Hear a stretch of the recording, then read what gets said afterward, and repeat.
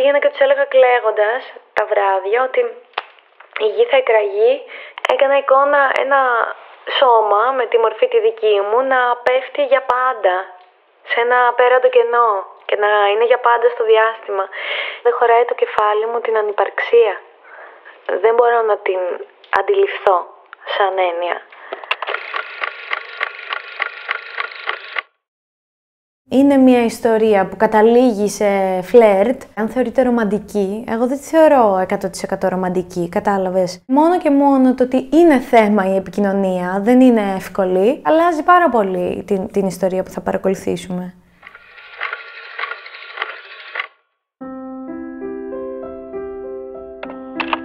Ξέρεις τι σημαίνει Λούνα Πάρκ? Το πάρκο του φεγγαριού. Πάρκο του φεγγαριού, να ζητήσουμε. Όταν κοιτάς τον ήλιο και κλείνεις τα μάτια σου και βλέπεις χρωματιστές κουκκίδες, αυτό νομίζω είναι τα φώτα του Λούνα Πάρκ.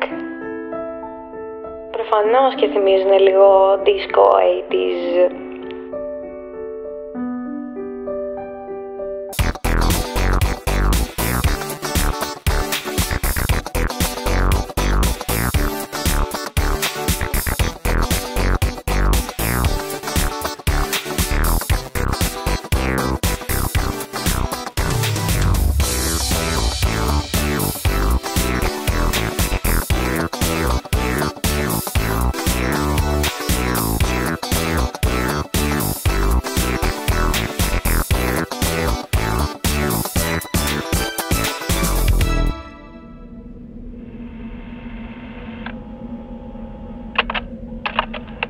Τι είναι τέχνη? Γλυπτική, ζωγραφική, μουσική, αρχιτεκτονική, θέατρο, χορός, λογοτεχνία. 1885. Κοίτα, έρχεται ένα τρένο, πλησιάζει, πρέπει να φύγουμε. 1901. Φαντάζομαι πως αυτό το τρένο με πηγαίνει στη Σελήνη. 1920. Δεν έχω φωνή, έχω όμως μουσική. Κάτι σαν jazz και μερικές λέξεις. Δεν έχω ούτε χρώμα. Κάποιες φορές μοιάζω με ζωγραφική. Πόλεμος. Φως, χημικές συνθέσεις. Ο άνθρωπος αποθεώνεται, μοιάζει μια εικόνα εκκλησίας.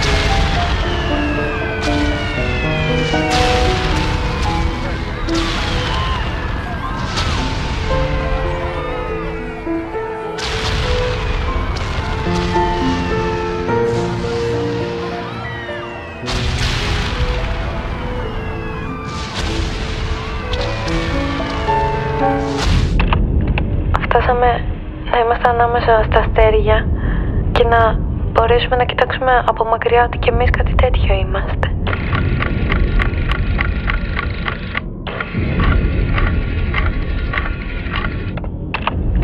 Εγώ το βιώνω πολύ αφηρημένα. Δεν το έχω συγκεκριμενοποιήσει στο κεφάλι μου. Για μένα είναι ένα φιλοσοφικό ερώτημα αυτή τη στιγμή. Τι θα γινόταν εάν δεν ξαναβγαίναμε από το σπίτι μας ποτέ? Τι θα γινόταν εάν μπορούσαμε σε όλη μας τη ζωή να χρησιμοποιήσουμε 300.000 λέξεις και ούτε μία παραπάνω? Δεν ξέρω πώς θα ήταν εάν το 2030 ακόμη έπρεπε να πάρω άδεια για να κάνω ένα περίπατο στη Διονυσιό Αεροπαγίτου. Ή πώς θα ήταν εάν από εδώ και πέρα δεν ξαναγκάλιαζα ποτέ τους αγαπημένους μου. Από αγάπη για να τους προστατεύσω. Είναι φοβερό αυτό.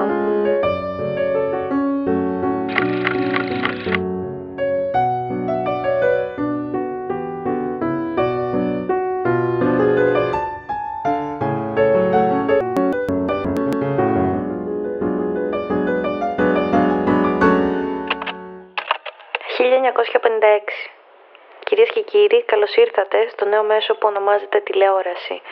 Μαζί θα γελάσουμε, θα κλάψουμε. Είναι χαρά μας να σας διασκεδάσουμε για τα επόμενα χρόνια.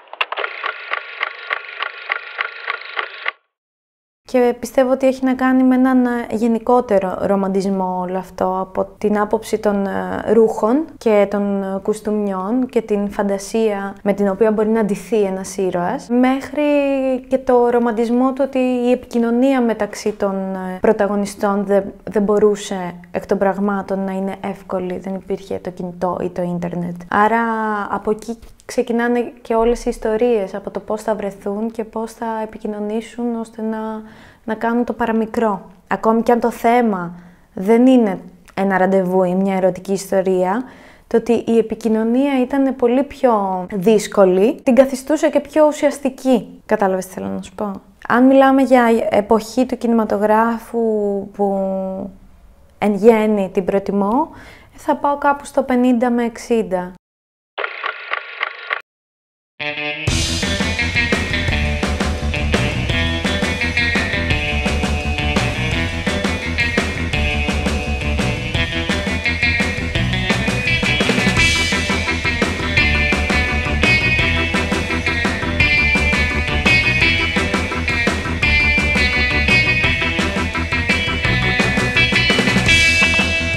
Το καλοκαίρι έχει αυτή την ελευθερία. Θα βάλεις ένα φόρεμα, θα περπατήσεις ξυπόλυτος, θα βουτήξεις τη θάλασσα, θα φορέσεις το μαγιό. Την αίσθηση που έχεις όταν κλείνεις τα μάτια σου και λίγο δεν σε παίρνει ακριβώς ο ύπνος, αλλά είσαι στο μετέχμιο, σε μια παραζάλη ανάμεσα σε ύπνο και ξύπνιο, σε μια γκρίζα ζώνη, και νιώθεις τον ήλιο στα βλέφαρα, στα καπάκια των ματιών, και νιώθεις αυτή τη ζέστη η οποία κάπως διαπερνάει τα βλέφαρα και τη νιώθεις στα μάτια, αλλά με μια ζεστασιά που περνάει σε όλο το σώμα από εκεί, και ζεστή άμμο στα άκρα. Να την ακουμπάς με τα χέρια και με τα πόδια, να γιώνεσαι.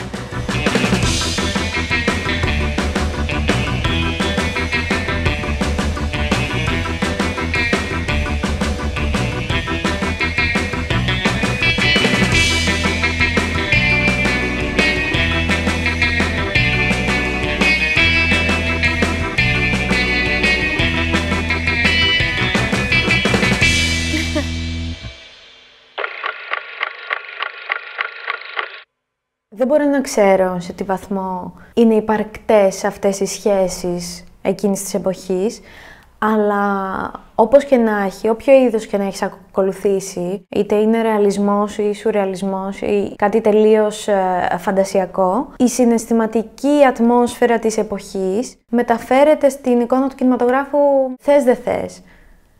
Έτσι νιώθω.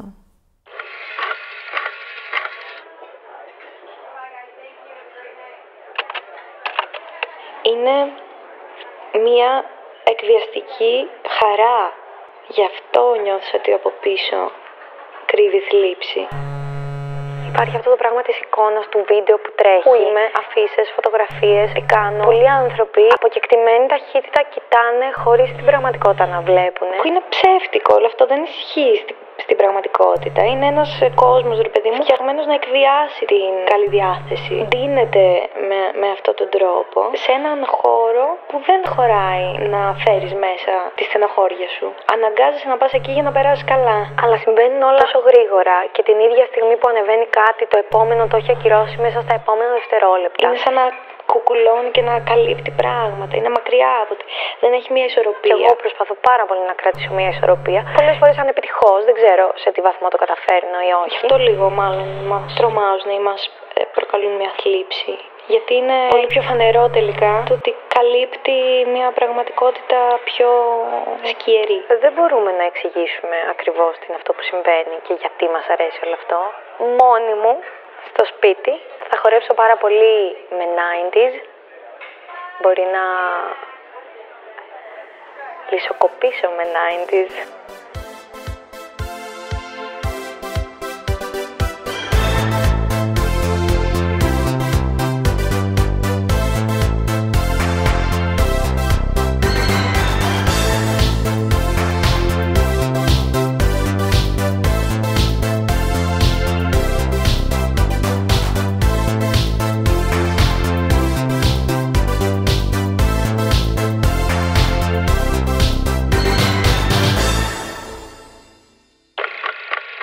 Στον κινηματογράφο μου αρέσουν πολύ οι σφήνες. Θέλω να πω τα πολύ κοντινά πλάνα, δηλαδή να φαίνεται ένα μάτι, μια γραμμή στο σώμα, μισά πρόσωπα, πάρα πολύ κοντινά. Σε εξέλιξη βρίσκεται η συνεδρίαση των λοιμοξιολόγων, οι οποίοι εισηγήθηκαν κατά πληροφορίες αυστηρό και καθολικό lockdown ως την Κυριακή 21 Φεβρουαρίου.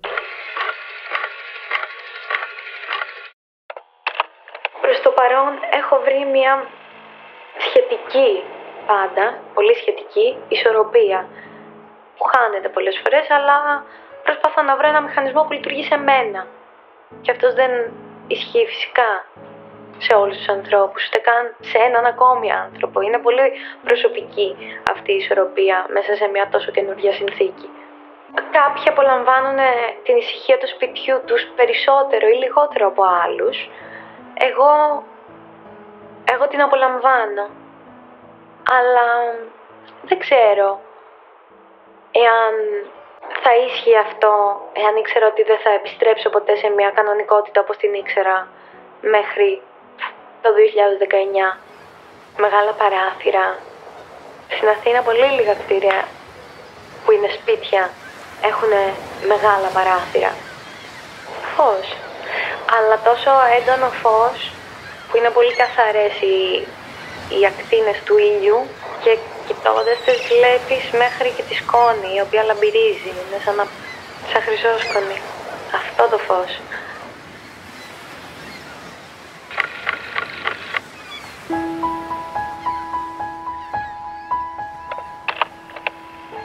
Όταν ήμουνα πολύ μικρό παιδάκι, 6 ώρα ερχότανε, δεν θυμάμαι ποιο καράβι ήταν, 6 ώρα και χτυπούσε τα φουγάρα του που κάνουν έπαιρνα πολύ συχνά, έπαιρνα κομματάκια από τους φλοιούς των πεύκων και τα έξινα έχουν μέσα κάτι πολύ μικρές τρυπούλες, οπότε εκεί χωράει ακριβώς μια οδοντογλυφίδα η οποία εξυπηρετούσε ρόλο καταρτιού και έκανα καραβάκια, τέτοια πράγματα. Ο χειμώνας από μόνος του έχει μια βαρύτητα, δηλαδή η ανάγκη σου να ζεσταθείς σε οδηγεί σε ένα ντύσιμο βαρύ, να βάλεις την μπλούζα και από πάνω το πουλόβερ και από πάνω το παλτό και από πάνω το κασκόλ και όλο αυτό σου δημιουργεί ένα βάρος. Ωστόσο και πιο πριν και πιο μετά, μέχρι το 90, δεν είναι πιο εύκολη η επικοινωνία. Έχουν κάτι πολύ τρυφερό στην εικόνα τους, στα μάτια τους, στα χέρια τους, στον τρόπο που επικοινωνούν, στον τρόπο που μιλάνε, στον τρόπο που χειρίζονται το σώμα τους. Να πω ότι βλέπω τα τεράστια καπέλα και τα φορέματα και αυτά και μου φαίνονται πολύ γοητευτικά. Εννοείται αυτό, αλλά δεν είναι αυτό ο κινηματογράφος. Ούτε υπάρχει πια ο ρομαντισμός που υπήρχε το 50, το 60 και άρα οι ιστορίες και οι διάλογοι εκ των πραγμάτων δεν μπορούν να είναι δομημένοι με αυτόν τον τρόπο γιατί δεν στέκουνε στο σήμερα. Και δεν μπορώ να φανταστώ ποια είναι η μεταφορά αυτή σήμερα γιατί είμαι μέσα. Ξέρεις τι, αν το καλοσκεφτείς, όταν δεν υπάρχει το ίντερνετ και όλη αυτή η υπερπληροφόρηση από τη τηλεόραση, από τις εικόνες, τα περιοδικά, αναπόφευκτα πρέπει να ταξιδέψεις για να δεις τη θάλασσα. Ή όταν μένεις στη θάλασσα πρέπει να ταξιδέψεις για να δεις το βουνό.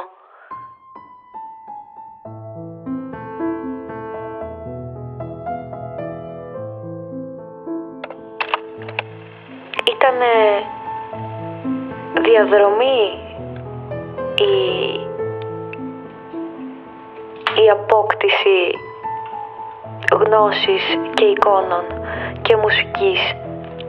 Κάτι που το βλέπεις από τόσο μακριά και φαίνεται τόσο δά, σαν να μπορείς να το κλείσεις στην παλάμη σου. Η σκέψη είναι σαν παιδικό όνειρο, αλλά δεν το αντιλαμβάνεσαι. Αυτά που λέμε όταν είμαστε μικροί και είναι όλα κάπως αφελή και πολλά παιδιά λένε θέλω να γίνω αστροναύτης ή να πατήσω στο φεγγάρι. Είναι σαν ψέμα. Φτάσαμε να είμαστε ανάμεσα στα αστέρια και να μπορέσουμε να κοιτάξουμε από μακριά ότι κι εμείς κάτι τέτοιο είμαστε.